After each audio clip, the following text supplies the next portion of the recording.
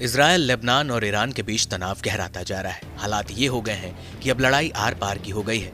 Iran के missile attack के बाद इजरायल ने जवाबी कार्रवाई की बात कही। इजरायली पीएम नेतन्याहू ने कहा कि चाहे अब जो भी हो जाए, ईरान को इस हमले की कीमत चुकानी होगी। इस बीच G7 देशों ने दोनों मुल्कों में तनाव कम करने के लिए एक इमरजेंसी मीटिंग बुलाई, जहां अमेरिकी राष्ट्रपति जो बाइडेन ने कहा कि वो इजरायल का साथ दे रहे हैं, लेकिन अगर इजरायल ईरान के न्यूक्लियर साइट्स पर हमला करता है तो अमेरिका इसमें उसका साथ नहीं देगा।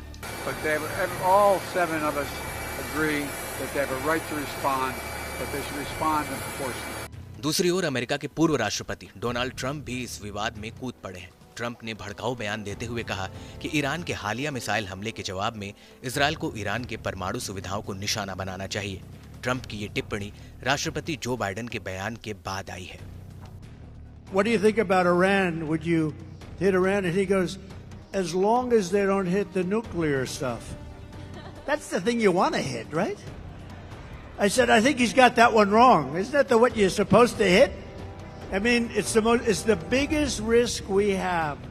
Nuclear weapons, the power of nuclear weapons, the power of weaponry. You know, I rebuilt the entire military, jets, everything. I built it, including nuclear, and I hated to build the nuclear, but I got to know firsthand the power of that stuff, and I'll tell you what, we have to be totally prepared. We have to be absolutely prepared. But when they asked him that question, the answer should have been, hit the nuclear first and worry about the rest later.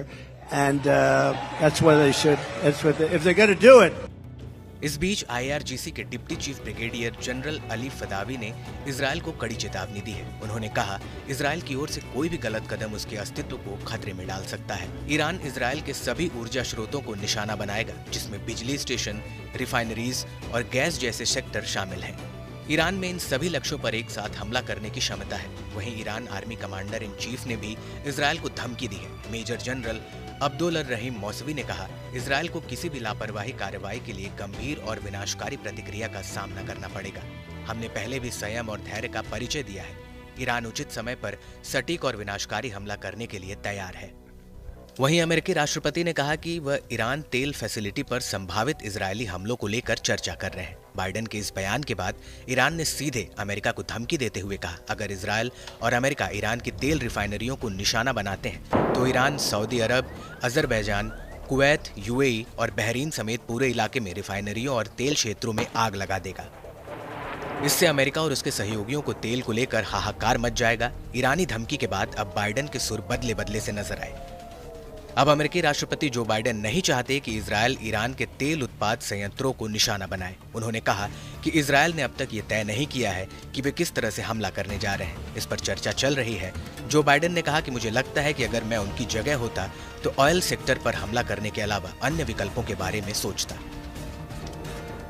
ऐसे में ये कहना गलत नहीं होगा कि middle east में जारी तनाव के बीच अमेरिका एक दीवार बनकर ढाल का काम कर रहा है। नहीं तो ये युद्ध कब विकराल रूप ले सकता है, ये कोई सोच भी नहीं सकता। बता दें कि ईरान दुनिया का 7वां सबसे बड़ा तेल उत्पादक है, जो अपने उत्पादन का लगभग आधा हिस्सा विदेशों में निर्यात करता है।